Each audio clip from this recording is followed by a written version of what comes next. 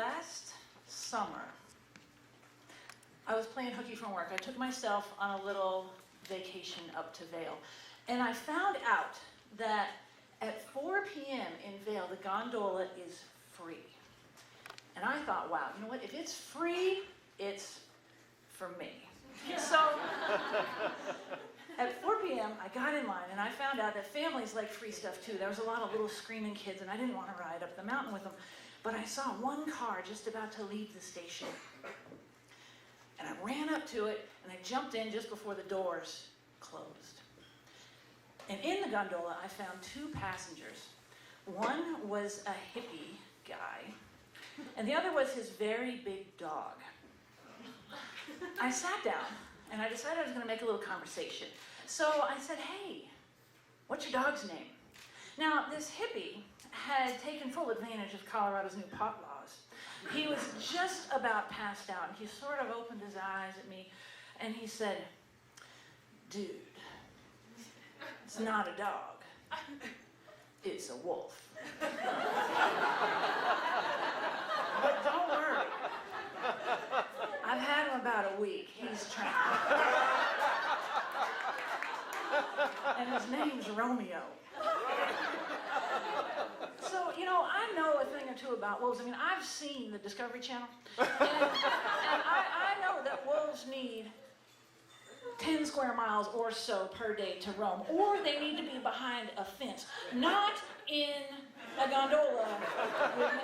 And I also know that you can't train a wolf. No matter how much you think your wolf is trained, it's not trained.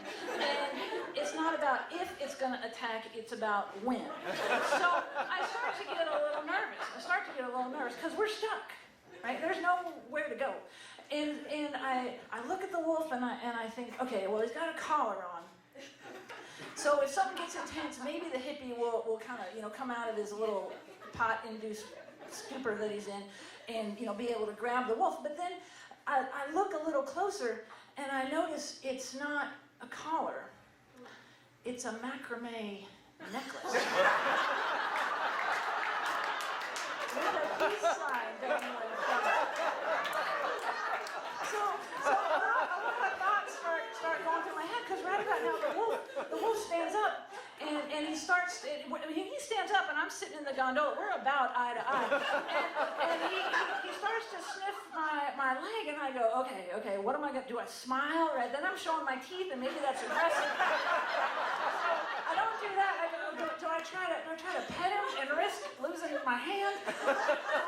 Do I just curl up in the universal sign of submission? Does any of it matter, because I know he can smell fear?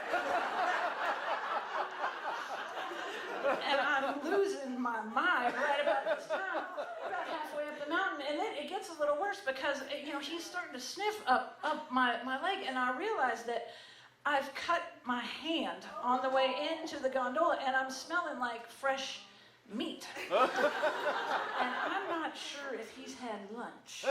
So I just freeze, and you know, he's sniffing up my leg, and I'm closing my eyes. I'm like, okay, maybe he won't see me. And then all of a sudden I feel his hot breath on my hand.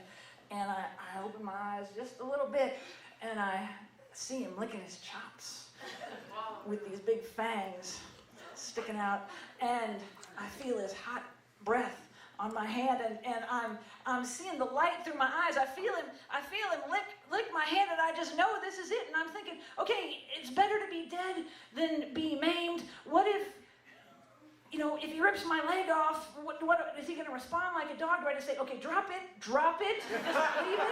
Like, how long does it take an ambulance to get to the top of Vail Mountain, or am I just relegated to that slow 8-minute ride down to the ER? Is anybody going to go to my funeral?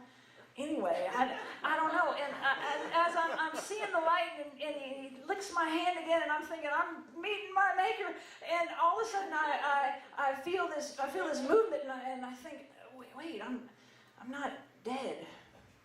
It's the sunlight's been hitting me straight in the face, and I could see it through my closed eyes. We're actually pulling into the Gondola station. The doors swing open. The hippie kind of regains consciousness. He takes Romeo by the necklace and leads him out. And he throws a ball for him. And just before Romeo ran to get it, he turned around and he looked at me, and I swear, he winked.